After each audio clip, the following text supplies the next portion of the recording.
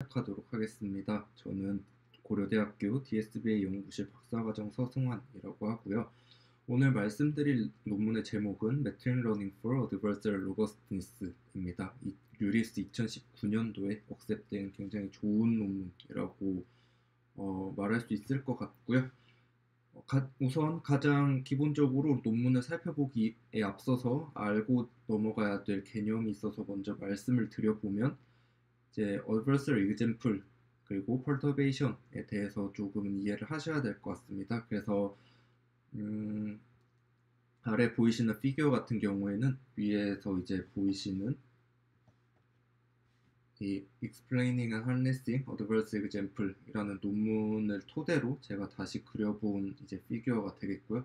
가장 왼쪽에 있는 일반적인 이미지라고 보시면 될 것 같습니다. 뭐 노멀 이미지나 비나인 이미지라고 부르는데 정상적으로 저희가 벤치마크 데이터셋 혹은 리얼월드에 있는 데이터다라고 생각을 해주시면 될 것 같아요. 그래서 이 해당하는 이미지를 잘 학습된 분류기에 집어넣게 되면 고양이라고 정분류를 할 거고요.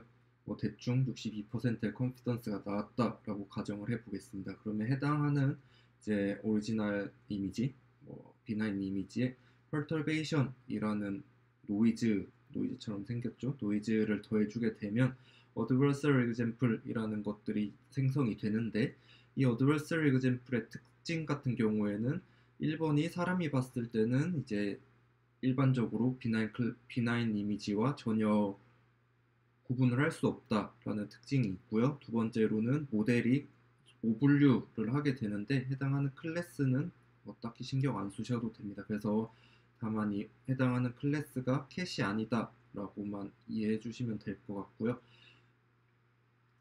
99%의 컨피던스로 수렴을 합니다. 그래서 보통의 경우에는 99%의 컨피던스를 가지고 오분류를 하게 되는 이그젬플을 어드버서리 이그젬플의 이제 특성이다라고 볼 수 있을 것 같아요. 그렇다면 이제 펄터베이션은 어떻게 생성이 되는지 간략히 말씀을 드리면 여기서 보여주고 있는 이 수식 같은 경우에는 FGSM이라고 불리는데 풀어서 설명을 하자면 Fast Gradient Sign Method입니다. 그래서 그레디언트에 사인을 떼와서 빠르게 펄터베이션을 생성한다라는 의미가 되겠고요. 저희가 일반적으로는 이제 제가 로스 함수라고 봤을 때 모델의 파라미터와 인풋과 그 레이블을 가지고 그레디언트 디센트를 시켜서 파라미터를 업데이트를 하죠. 파라미터를 업데이트를 하게 되는데 이 그레디언트의 사인 방향으로 그러니까 그레디언트 어센트를 시키는데 그걸 인풋으로 가져다 준다. 그래서 모델의 로스를 인풋에다가 더해준다라고 생각을 해주시면 될 것 같습니다. 그렇게 되면 이제 모델 자체 파라미터는 건드리지 않기 때문에 디시전 바운더리가 바뀌는 게 아니라 인풋이 변형이 되는데 그 인풋이 그레디언트를 어센트 할 수 있는 방향으로 업데이트가 된다는 거죠. 그렇게 되면 이제 오분류를 하게끔 이제 그 레이턴트 스페이스 상에서 움직이게 되겠죠. 그래서 이러한 특징을 가지고 있는 게 그레디언트 그 FGSM이고 이러한 식으로 펄터베이션을 생성하는 방식을 저희는 그 Adversarial Attack이라고 부르고요.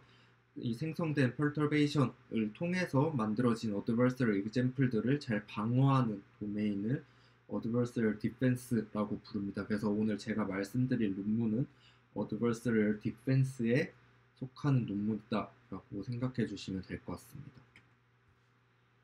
그래서 이 adversarial example를 좌표계에서 한번 이해를 해보면 이제 C로스로 모델을 잘 학습을 했을 때 대략 좌상단에 있는 고양이 클래스와 우하단에 이제 강아지 클래스가 이렇게 나누어질 수 있겠죠. 그러면 이 디시전 바운더리가 뭐 이렇게 예쁘게 그려지진 않겠지만 뭐 이런 식으로 있다고 가정을 한다면 어드버스럴 example 같은 경우에는 뭐 이렇게 특정한 개별 이제 example에 여기가 이제 제가 앞에서 말씀드렸던 perturbation이고요. 펄터베이션을 앞에서 뭐 계산했던 FGSM과 같은 방식으로 계산을 한 다음에 원래 이미지에 더해줘서 그럼 이 이미지 전체가 어드버스럴 이미지가 될 거예요. 그러면 이 어드버스럴 이미지는 모델의 분류를 시켜보면 이렇게 디시전 바운더리를 넘겨서 이제 강아지로 분류를 하게 된다라는 의미가 되겠죠.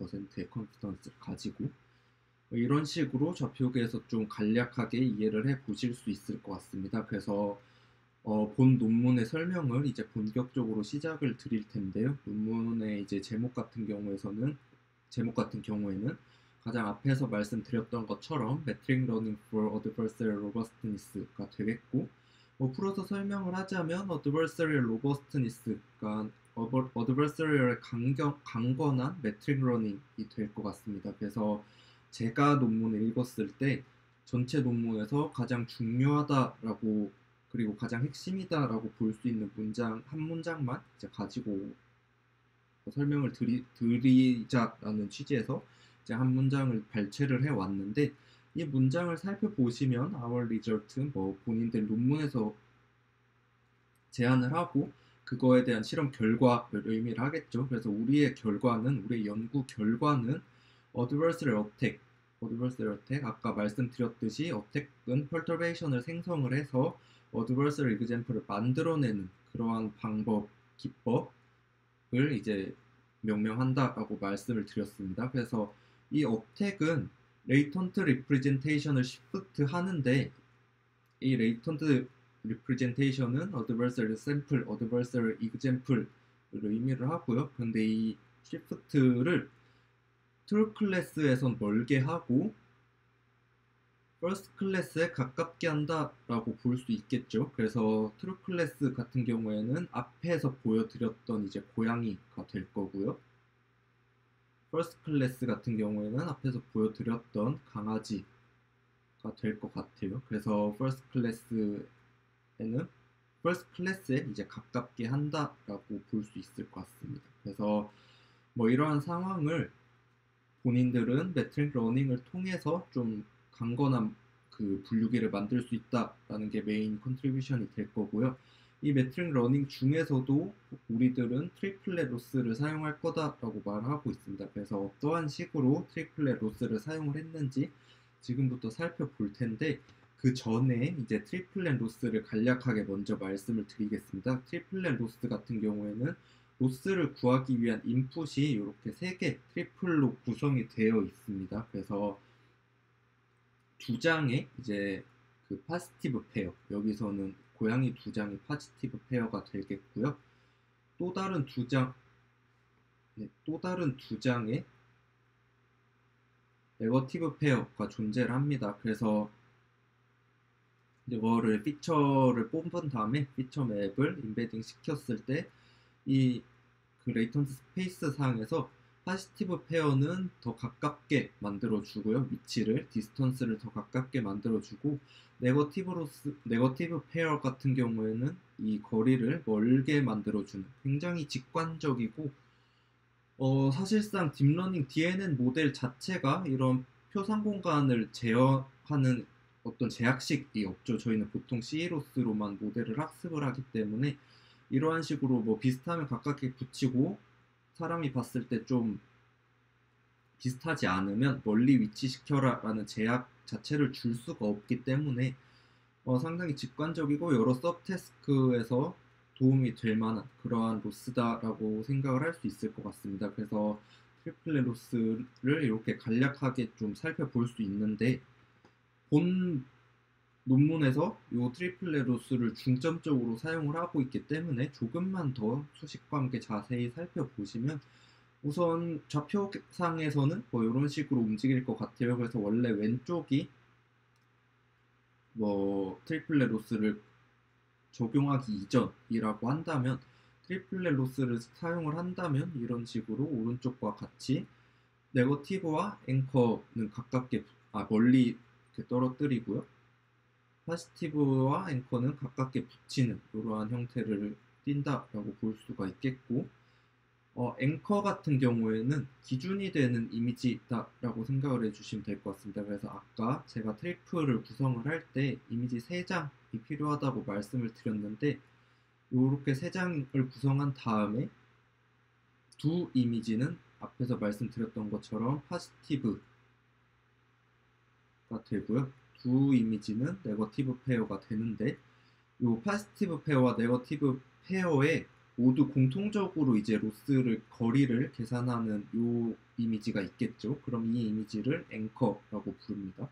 그리고 파지티브를 계산을 할 때 들어가는 이미지를 파지티브 이그젬플, 또 네거티브를 계산을 할 때 들어가는 이미지를 뭐 네거티브 샘플 이런 식으로 부르고 있어요. 그래서 앵커와 네거티브와 파지티브는 이러한 의미다라고 봐주시면 되고, 여기서 보이신 H라는 거는 피처 익스트랙터다라고 생각을 해주시면 됩니다. 그래서 레이턴트 스페이스 상에서의 이제 위치를 변형을 시키는 거기 때문에 피처 익스트랙터를 거쳐야겠죠. 그래서 H는 그 함수를 의미를 하고 있고요.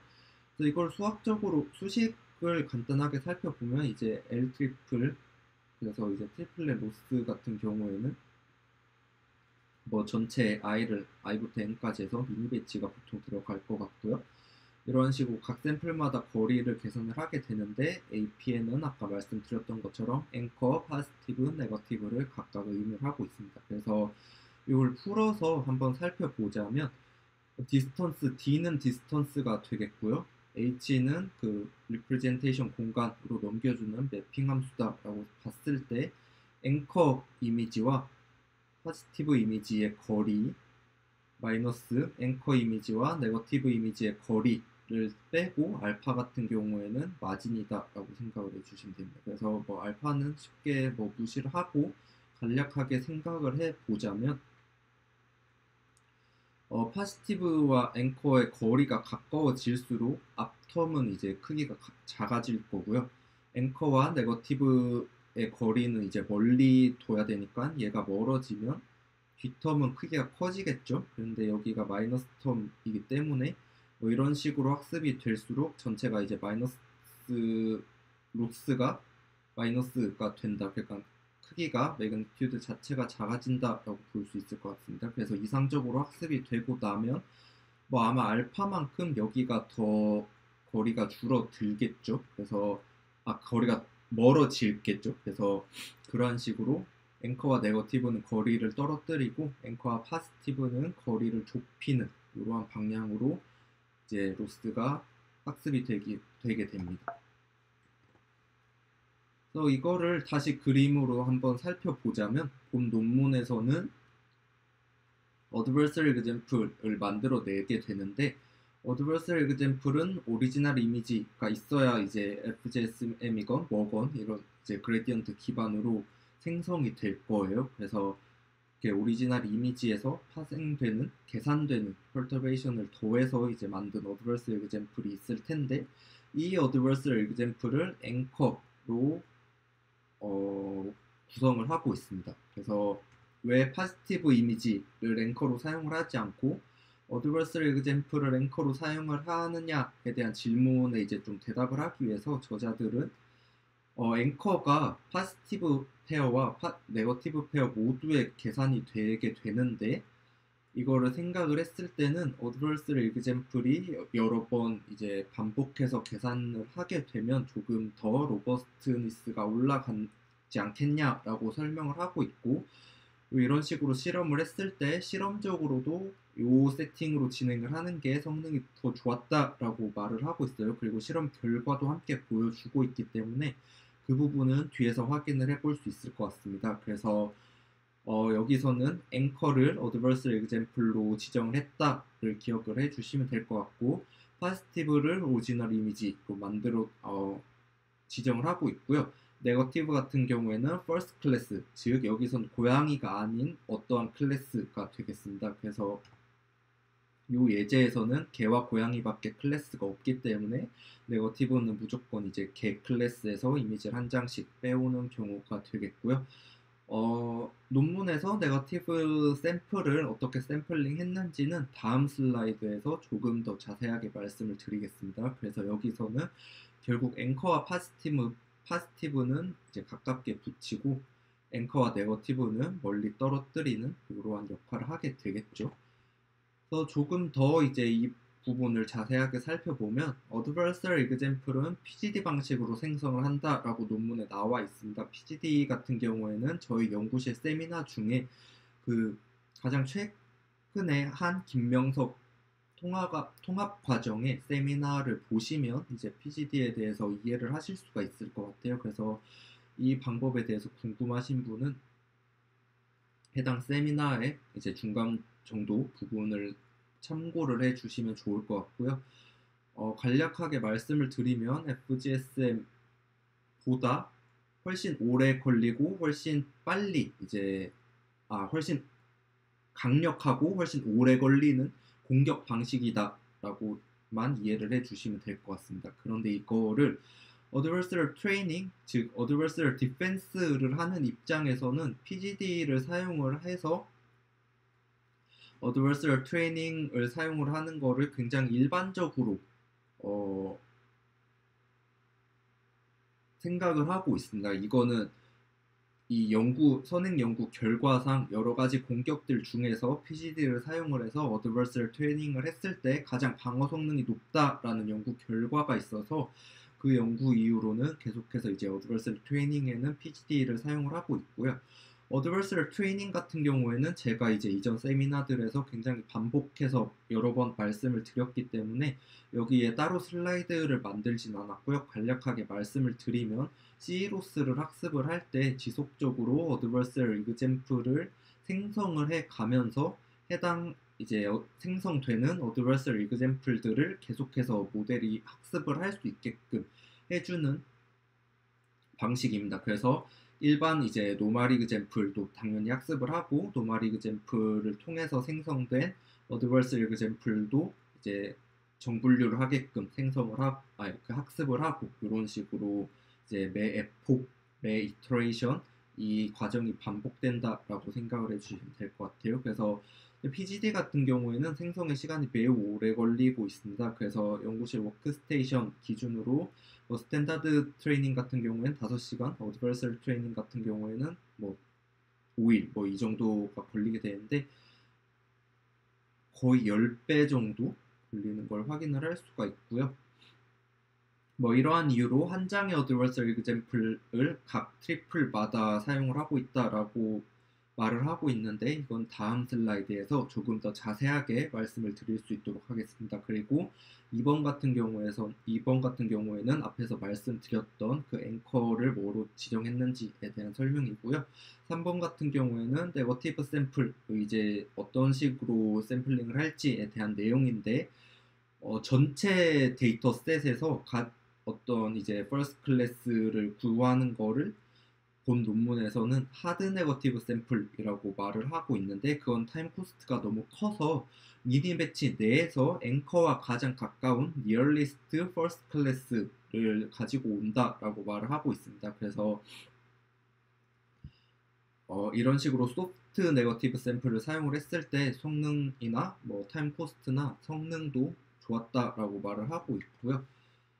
그래서 전체 본 논문에서 사용한 이제 토탈 로스를 한번 살펴보시면 C로스가 당연히 들어가야 될 거고요. 앞에서 말씀드렸던 트리플렛 로스의 람다 보통 사용을 하죠. 로스 웨이트로 사용을 해서 이렇게 람다가 들어가게 되고 뒤에 부분은 이 해당하는 각 피처의 L2놈이 되겠습니다. 밑에 나와 있는데 각 피처의 L2놈에 대해서 이제 로스텀으로 이제 부여를 하고 있고요.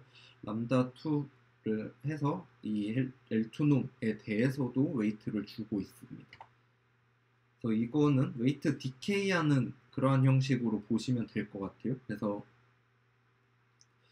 이런 식으로 전체 로스텀은 이제 구성이 되어 있고 다만 여기서 봤을 때 한 가지 특이한 점은 C로스의 정상 이미지가 아니라 여기 보시면 이제 이렇게 기호가 들어가 있는 게 어드버서럴 이그젬플을 의미를 하고 있는데 그래서 앵커가 이렇게 생겼고요. 파지티브 같은 경우에는 이제 I 앞에 슈퍼스크립트 앞에 아무것도 없는 거를 보실 수가 있죠. 그래서 이제 아무것도 없으면 그 일반적으로 노멀 이미지고 그런 식으로 이제 틸다가 그 프라임이 있으면 그 어드버서럴 이그젬플이라고 이제 논문에 그 노테이션이 설명이 되어 있는데 C로스에서 어드버서리얼 이그젬플만 사용을 하는 것처럼 논문에는 기재가 되어 있는데 사실상 이런 경우는 이제 선행 연구나 뭐 최근 연구나 아무리 살펴봐도 존재를 그러니까 제가 확인을 해볼 수가 없어서 코드를 찾아봤더니 이게 이런 식으로 구성이 되어 있는 것을 확인을 할 수 있었습니다. 그래서 C로스를 구성을 할 때는 어드버서리 에그젬플도 당연히 이제 학습을 해야 되고요. 일반적으로 비나인 이그젬플도 학습을 해야겠죠. 그래서 이렇게 구성이 된 게 이 뒤에 텀 빼고 앞에 텀 이렇게 C로스 텀까지 구성이 된 게 실질적인 그 어드버서리얼 트레이닝이다 라고 생각을 해 주시면 될 것 같습니다. 그래서 어드버서리얼 트레이닝은 이런 식으로 이제 C로스를 계산을 할 때 일반적인 이미지도 사용을 하고 어드버서리 이그젬플도 사용을 하는데 본 논문에서는 어드버서리 이그젬플만 사용을 하는 것처럼 이제 이렇게 그 로스텀에서는 기재가 되어 있지만 코드를 살펴보면 사실상 두 개를 다 사용을 하고 있는 걸 확인을 할 수가 있고요. 여기에서 이 어드버서리 이그젬플을 매번 이제 새롭게 생성을 하는 게 아니라 단 하나만 생성을 한다. 그래서 그거를 트리플렛 로스에 사용을 한다라는 게 이제 앞에서 말씀드린 한 장의 어드버서리 이그젬플만 사용한다의 의미가 되겠습니다. 그래서 뭐 이런 식으로 전체 로스텀이 구성이 되어 있고요. 이제 그 실험 결과를 가볍게 살펴볼 텐데, 선 리프레젠테이션 스페이스에서 어떤 식으로 이제 표상이 이루어지는지를 살펴보면 가장 왼쪽에 UM이라고 하는 게 C로스로만 가지고 학습을 한 스탠다드 트레이닝이 되겠고, 두 번째 AT가 어드버서리 트레이닝, 세 번째 ALP가 어드버서리 로짓 페어링이라고 해서 이 논문에서 선행 연구 베이스라인으로 삼고 있는 모델이 되겠습니다. 그래서 ALP 같은 경우에는 그 피처 맵을 건드리는 게 아니라, 그러니까 다시 말씀을 드려서 피처 익스트랙터의 결과의 그 표상 공간을 건드리는 게 아니라 로짓 자체를 건드리게 되는데, 이 로짓을 건드릴 때 어드버서리 이그젬플의 로짓을 일반 그 비나인 이미지의 로짓과 요렇게 맞춰주는 형태로 이제 구성을 하게 되고, 결국 이 로짓을 통해서 크로스 엔트로피를 구하게 되기 때문에 상당히 직관적인 방법론이다라고 생각을 할 수 있을 것 같아요. 그래서 베이스라인으로 삼고 있고, TLA 같은 경우에는 트리플렛 로스 어드버서리 트레이닝이라고 해서 본 논문에서 제안을 하고 있는 방식이 되겠습니다. 그래서 이 리프레젠테이션 스페이스를 보면 초록색이 트럭인데 트럭이 그 트루 클래스라고 보시면 되고요. 빨간색 이 트럭은 트루 클래스로부터 생성된 어드버서리 이그젬플들이고, 벌드라고 파란색 점들이 이제 퍼스트 클래스라고 보시면 될 것 같습니다. 그래서 이제 스탠다드 트레이닝 같은 경우를 보시면 트럭을 통해서 이제 만들어낸 어드버서리 이그젬플들이 전부 벌드라는 디시전 바운더리 안에 그대로 속해 있죠. 그래서 이거는 그 분류기가 분류를 하게 되면 당연히 세라고 오분류를 할 수밖에 없는 상황입니다. 표상 공간 상에서도 그게 확연히 보이는 상황이고요. 어드버서리 트레이닝을 하게 되면 뭐 이런 부분들이 이제 초록색 트럭으로 정분류가 될 수도 있겠지만, 여전히 파란색 퍼스트 클래스 안에 상당히 많은 어드버서리 이그젬플들이 들어가 있는 걸 확인을 할 수가 있고, ALP도 뭐 마찬가지로 이게 좀 떨어져 나와 있긴 하지만 어드버서리 트레이닝과 크게 다르지 않은 상황임을 확인을 할 수가 있죠. 그런데 이제 TLA 같은 경우에는 엣지 부분에 상당히 많은 어드버서리 이그젬플들이 모여 있다. 그래서 이러한 것들은 트루 클래스로 이제 정분류를 하기에 상당히 유리한 입장이다. 그래서 우리는 표상 공간에서 봤을 때 상당히 표상 공간을 잘 제어하고 있다라고 논문은 설명을 하고 있습니다. 이 그림과 함께 다음의 그림도 이제 그 논문에서 보여주고 있는데, 사실 이 그림은 앞에 그림과는 다르게 해석이 저는 쉽지가 않았습니다. 그래서 우선 논문에서 말을 하고 있는 걸 그대로 전달을 드리고요. 제가 이해를 하고 있는 거를 말씀을 드릴 텐데 제 생각이 틀렸겠죠 아마. 그래서 어떤 부분에서 제가 잘못 이해를 하고 있는지 생각이 생각, 그러니까 제가 틀린 부분을 이제 좀 보시고 계신 분들은 댓글로 남겨주시면 정말 감사드리겠습니다. 그래서 이 부분을 보시면 이제 UM과 뭐 AT 이런 것들은 앞에서 이름을 설명드렸기 때문에 넘어가도록 하고요. 여기 회색의 이 부분이 이제 트루 클래스가 되겠고, 나머지 다른 색깔의 그 트라이앵글 쉐입이 퍼스트 클래스가 될 것 같습니다. 그런데 일단 UM 그 스탠다드 모델에는 어드버설 에그젬플을 찍어 두질 않았어요. 여기 보시면 이 다홍색 요 삼각형이 어드버설 에그젬플인데 UM에서는 찾아보기 힘들어서 이건 좀 넘어가도록 하겠고요. 어드버설 트레이닝을 보면 UM과는 다르게 클래스 간의 거리가 좀 불분명한 거를 확인을 할 수가 있죠. 여기선 이렇게 인터클래스들 간의 거리가 있어서 뭐 이런 식으로 디시전 바운더리가 대충 그려진다면 이게 정분류가 잘 되겠구나 라고 생각을 할 수 있을 것 같은데, 어드버설 트레이닝 같은 경우에는 뭐 이런 식으로 좀 이렇게 그려보면 이렇게 나눠질 것 같이 생겼죠. 네, 이렇게 나눠 볼 수 있을 것 같은데, 인터클래스 간의 거리가 확실히 좀 좁아졌다라는 게 있을 것 같고, 인트라 클래스의 베리언스가 상당히 커졌다라고 볼 수가 있겠죠. 여기 보시면 이제 뭐 축의 레전드 자체도 좀 벌어지는 형태를 보실 수가 있기 때문에 그렇게 해석을 한번 해볼 수 있을 것 같아요. 그런데 이제 여기서 그 어드버설 트레이닝과 ALP를 봤을 때 비슷한 양상으로 되는데, ALP 같은 경우가 그 인트라 클래스의 베리언스가 줄어든다. 그러니까 그 분산이 줄어든다라고 보실 수 있을 것 같아요. 이런 식으로 이제 인트라 클래스들을 이렇게 동그라미를 쳐보면 오른쪽이 왼쪽보다 작은 동그라미로 이 디시전 바운더리를 그릴 수 있는 거를 뭐 좀 한눈에 확인을 하실 수가 있겠죠. 그런데 여기서 TLA를 보면 아무런 좀 구분을 짓기가 어렵습니다. 다시 말씀을 드려서 인트라 클래스의 베리언스가 모든 클래스에서 매우 크게 발생한다라고 말씀을 드릴 수가 있겠어요. 근데 이게 여긴 지금 2차원이고 아마 그림을 그린 게 최소 256차원에서 512차원짜리의 이제 레이턴트 스페이스를 2차원으로 TSNE를 계산을 해서 그림을 그린 거기 때문에 이 고차원에서는 해당하는 스페이스가 어떻게 생겼을지는 저는 전혀 이제 상상을 할 수가 없으나 2차원상의 그림으로만 봤을 때는 D는 정상적으로 이제 모든 클래스를 정분류할 수 있는 표상 공간이 아니지 않을까라는 생각이 들었고요. 논문의 설명을 말씀을 드리면 우리의 모델은 클러스터가 이제 그 트루 클래스 클러스터에 모두가 속하기 때문에 이게 로버스트니스를 굉장히 강한 로버스트니스를 가진다라고 설명을 하고 있습니다. 그래서 그렇게 좀 저 개인적으로는 좀 굉장히 좀 해석이 좀 덜 된 듯한 문장을 남기고 설명을 마무리를 하고 있어요. 그래서 제가 봤을 때는 오히려 이 피규어에서는 세 번째 이 ALP가 조금 더 이제 좀 좋은 로버스트니스를 가진다라고 해석을 할 수 있는 부분이 아까 말씀드렸던 것처럼 우선 인터클래스 간의 거리가 어느 정도 있고요.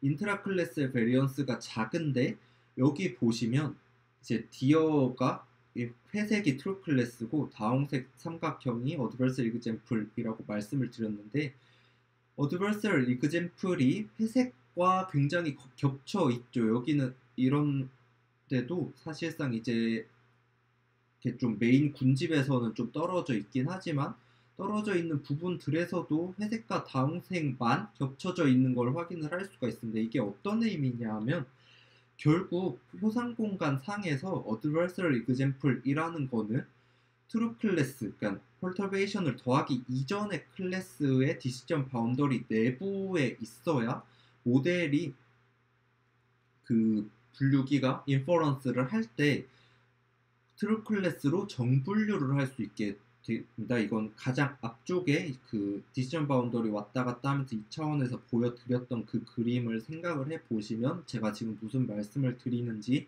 직관적으로 이해를 하실 수가 있을 것 같은데, 그냥 결국 간단하게 말해서 어드버서리 example은 트루 클래스와 겹쳐 있을수록 모델이 정분류할 확률이 높아진다라는 거죠. 그래서 이러한 관점으로 봤을 때는 D가 아니라 오히려 C가 이 피규어에서는 조금 더 그 어드버서리의 로버스트니스를 가지는 게 아닌가라고 저는 해석이 되는데,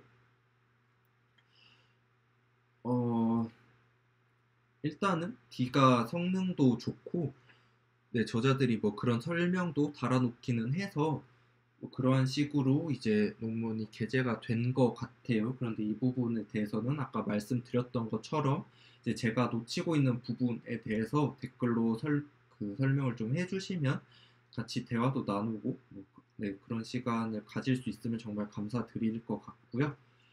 그래서 이제 정량적으로 실험 결과가 어떻게 나왔는지를 한번 살펴보시면, 우선 엠리스트를 살펴보시면 뭐 상당히 이상적입니다. 그래서 여기 위에 세 개가 베이스라인이나 뭐 일반적으로 이제 아무런 방어를 하지 않은 요 UM이란 게 앞에서 계속 나왔던 것처럼 아무런 방어 기법이 없는 그런 이제 클래시파이어 C로스로만 학습을 한 모델이 되겠고, AT는 Adversarial Training, ALP는 Adversarial Logic Pairing이 되겠고, TLA 요 세 개가 본 논문에서 제안하는 모델이 되는데, TLA RN 같은 경우는 랜덤 네거티브라고 해서 제가 앞서서 말씀을 드릴 때 네거티브 샘플을 뽑아올 때, 샘플링을 할 때 배치 사이즈 내에서 가장 가까운, 앵커와 가장 가까운 퍼스트 클래스의 샘플을 가지고 온다라고 말씀을 드렸는데, 그 미니 배치 내에 있는 모든 퍼스트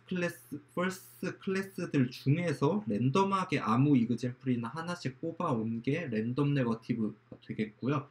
TLA SA 같은 경우에는 역시나 그 앵커를 어드버스 이그젠플로 지정을 했다라고 말씀을 드렸는데, 그 앵커를 파지티브 샘플로 사용을 했을 때 결과가 되겠습니다. 그리고 TLA 같은 경우에는 이제 앵커도 그 어드버스 이그젠플로 지정을 하고, 그 네거티브 샘플 자체도 랜덤이 아니라 앵커에서 가장 가까운 퍼스트 클래스의 이그젠플을 뽑아오는 샘플링을 취했을 때를 아무것도 붙어있지 않은 TLA로 표기를 하고 있습니다. 그래서 엠리스트에서 봤을 때는 뭐 TLA가 모든 경우에 이제 좋은 성능을 보이고 있고, 뭐 TLA RN이나 SA, TLA 자체의 큰 성능의 변화가 없고 1, 2등도 왔다 갔다 하는 것을 확인을 할 수가 있는데, 조금 더 리얼월드에 가까운 벤치마크 데이터셋인 이제 실파10을 보게 되면 대부분의 경우에 TLA에서 좋은 성능, 1등인 성능을 보이고 있기 때문에 본 논문에서는 이제 이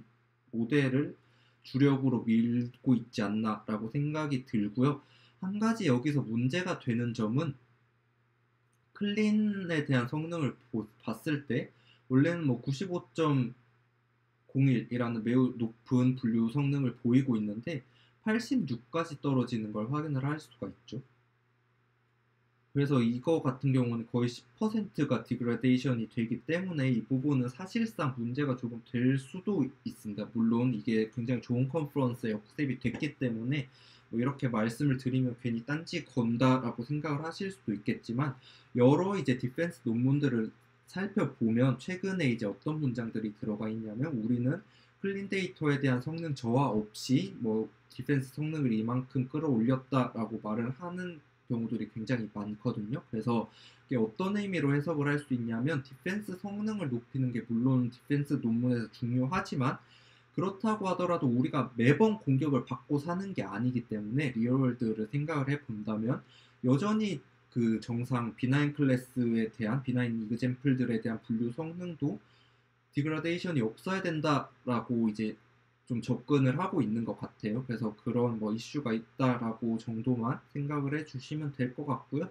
요 뒤에서 보시는 요쪽 부분들은 전부 공격 방식입니다. 패스트 그레디언트 그 사인 메소드 같은 경우에는 가장 앞장에 제가 말씀드렸던 그 펄터베이션을 만들 때 나왔던 그 방법이고요.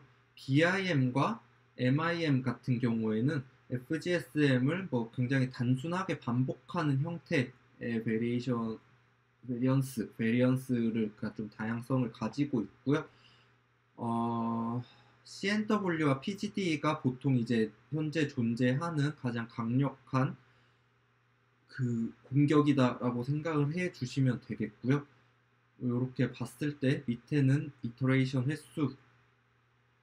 이터레이션 횟수고 여기 PGD 앞에 붙은 20은 그 랜덤 스타트라는 옵션이 있어요. PGD에. 근데 뭐 그렇게 PGD나 CNW 자체를 깊게 아실 필요는 없을 것 같고 요렇게 4개가 방어를 하기 좀 까다로운 방어를 하기에 성능이 굉장히 좋지 못한 모델들인데 이러한 모델들에서 기존 베이스라인들에 비해서 좋은 성능을 보이고 있다라고 보시면 될 것 같습니다. 그래서 성능 자체는 이게 디펜스 논문이기 때문에 어드버스 example를 전체를 생성을 합니다. 그래서 클린 같은 경우에는 클린 이미지가 100%고요.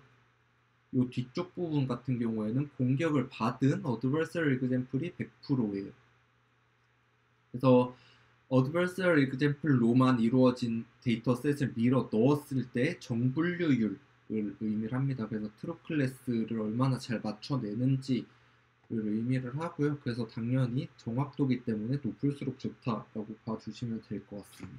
그래서 대부분의 경우에 TLA 논문에서 제안을 하고 있는 TLA가 1등의 성능을 보이는 걸 확인을 할 수가 있었고요. 이거는 네거티브 사이즈라고 이제 그 저자들이 약간 에벌레이션 스터디처럼 진행을 한 건데 그 미니 배치 사이즈가 커질수록 네거티브 이그젬플을 찾는 데 시간이 오래 걸리겠죠. 그 앵커와 네거티브 클래스가 퍼스트 클래스들 간의 디스턴스를 다 계산을 해줘야 되기 때문에 네거티브 이그젬플을 찾는 데 시간이 오래 걸려서 이게 TT가 타임 코스트라고 보시면 되는데 걸린 초 트레이닝 타임이라고 명명을 하고 있는데 그 타임 코스트가 뭐 선형적으로 증가를 하는 걸 확인을 하실 수가 있고요. 근데 이게 뭐 500에서 1000이 가장 좋은 성능을 보이고 있고 이제 배치 사이즈를 키울수록 그러니까 본 논문에서 하고 있는 말은 하드 네거티브 샘플에 가까워질수록 모델의 성능이 좋아지는 게 아니다. 그러니까 굳이 하드 네거티브 샘플을 찾을 필요가 없고 소프트 네거티브 샘플을 사용을 하면 된다라고 말을 하고 있는데 사실상 모든 태스크에서 최근 이제 딥러닝 그 연구들에서 그 논문들 결과를 살펴보면 여러 가지 다운스트림 태스크들에서 배치 사이즈를 무작정 키우는 게 성능 향상에 도움이 되지 않는다. 그 선이 적정선이 정해져 있다라는 연구 그 결과들이 지속적으로 보고가 되고 있죠. 그래서 이것도 사실상 그런 관점에서 보셔도 될 것 같다라고 저는 해석을 하고 있어요. 그래서 이게 본인들의 이제 그 소프트 네거티브 샘플에 대한 합리성을, 타당성을 좀 제안을 하는 에이블레이션 스터디지만 딥러닝의 특성을 생각을 해본다면 뭐 굳이 이렇게까지 해석을 하지 않더라도 그냥 그 배치 사이즈를 무작정 키우는 것보다 각 다운스트림 태스크 혹은 이제 논문에서 풀고자 하는 태스크에 맞는 배치 사이즈가 있다 정도로 이해를 하시고 넘어가셔도 될 것 같습니다. 그리고 이제 마지막 실험으로는 그 모델이 바뀌어도 우리가 제안한 로스텀은 작동을 한다라는 걸 보여주고 있고요. 엠리스트를 원래는 르넷을 사용을 하고 있고 시파10은 그 레즈넷 50을 사용을 하고 있습니다. 근데 뭐 다음과 같은 모델 구조로 사용을 했을 때도 여전히 베이스라인에 비해서 우리가 제안하는 로스텀이 가장 좋은 방어 성능을 보이고 있다를 이제 보여주는 에이블레이션 스터디가 되겠습니다. 그래서 결론을 살펴보자면 그 비나인 데이터, 그러니까 정상적인 이제 저희가 일반적으로 데이터셋에서 볼 수 있는 그 클린 데이터에 퍼터베이션을 더한 어드버스 example이 리프레젠테이션 스페이스에서 어떻게 이제 이동을 하는지를 처음으로 이제 논문화 논문에서 보여주는 그런 연구라고 볼 수가 있겠고요. 이러한 문제를 완화하기 위해서 매트릭 러닝을 사용을 하는데 그 중에서도 이제 트리플렛 로스를 사용을 해서 어드버서리 디펜스를 진행을 했고요. 2019년에 나왔는데 당시까지는 해당하는 이제 요런 좀 리프레젠테이션 스페이스를 건드리는 어드버서리 디펜스 연구 분야에서는 소타였다 정도로 결론을 낼 수 있을 것 같습니다.